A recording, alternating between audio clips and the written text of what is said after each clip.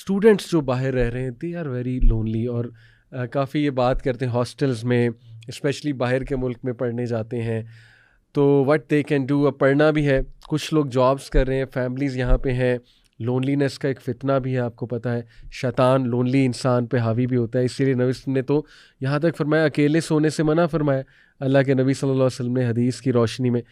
तो उसकी बहुत सी वजूहात हैं, कोई बंदा बीमार है तो कोई देखने वाला उसे हो, कोई बंदे को कोई चीज़ काट जाए तो एकदम से वो कोई उसे डिज़ीज़ हो जाए, इलनेस हो जाए वगैरह वगैरह, और शैतान का अटैक भी है।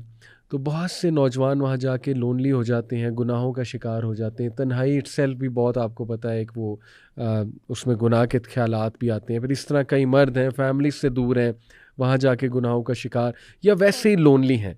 और लोनलीनेस मैंने बताया डिप्रेशन की बहुत बड़ी जो है ना वो वजह है। तो उन पे अब क्या करें, प्रैक्टिकली क्या करें, वहाँ रहना भी है, जॉब भी करनी है, और फॉर वैलिड रीजंस में भी वहाँ रहे, पढ़ने गए हुए हैं। तो what they can do, I think join some club, community, कोई मुसलमानों के दरमियान ज़्यादा रहें।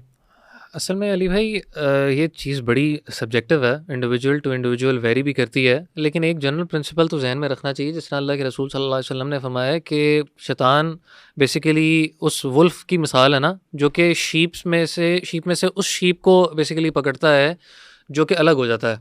तो ये तो एक तरह अपने आप को एक्सपोज करना तो है, और आप एक्सपोज भी अपने आप को तब करें जब आपको लगता है कि आप दो डायनामिक्स में डील कर सकते हैं। नंबर वन, जिस तरह उलमा कहते हैं कि आप डाउट्स का शिकार नहीं होंगे।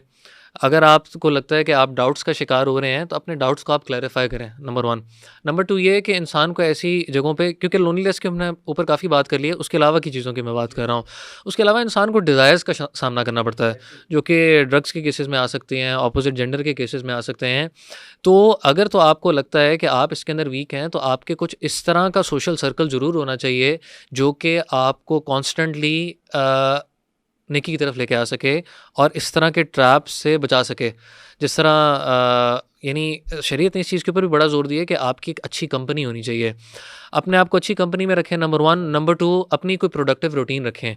यानी ये नहीं है कि फॉर एग्जांपल अगर आपने कहीं बाहर से होके आना है तो आप के पास कोई प्लान नहीं है व्हाट टू डू। यानी आप एक बड़ा ब्रॉडर प्लान तो लेके आ गए हैं, लेकिन आपके पास इंडिविजुअल डेज कोई प्लान नहीं है कि अच्छा यार मेरे छोटे छोटे टारगेट्स क्या हैं। Maybe going to the gym, maybe joining some sports activities और समथिंग लाइक दैट।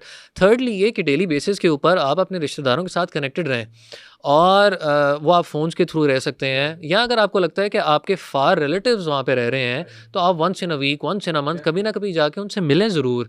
तो यानी इस तरह की कुछ प्रैक्टिकल एक्टिविटीज़ करनी चाहिए। और at the end solution ultimately वैसे यही, ये तो टेम्प्रेरी हमने बातें की हैं, अल्टीमेट सोल्यूशन यही है कि अगर आप वो एक टेम्प्रेरी चीज़ की तरफ गए हैं तो आपको लौटना उधर ही चाहिए। Your home is where your हाँ एग्जैक्टली। फैमिलीज, ठीक है। और असल सो रिलेशंस वही हैं, लेट्स बी असल ऑनेस्ट रिलेशंस वही अबाउट हैं इट, ठीक जी। है, जो सेल्फलेस होंगे। क्योंकि कई लोग बाहर जाके शिकायत भी करते हैं कि जी वहाँ हमारे रिश्तेदार हैं, लेकिन वो लिफ्ट ही नहीं कराते, वो मिलते ही नहीं हमसे। उन्होंने कहा बहुत था आ जाओ हम सेटल कराएंगे, ये करेंगे, लेकिन वहाँ जाके उन्हें फील होता है धोखा हो गया हमारे साथ। तो आपको भी तो सोचना चाहिए ना कि you should take smart decision.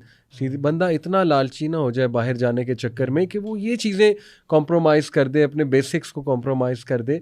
तो स्टूडेंट्स को भी आपने बिल्कुल सही कहा कि देखें ये एक आप अपने आप को वल्नरेबल तो कर रहे हैं अगर आप वहाँ पे अलोन है बहुत सी चीज़ों को लेके।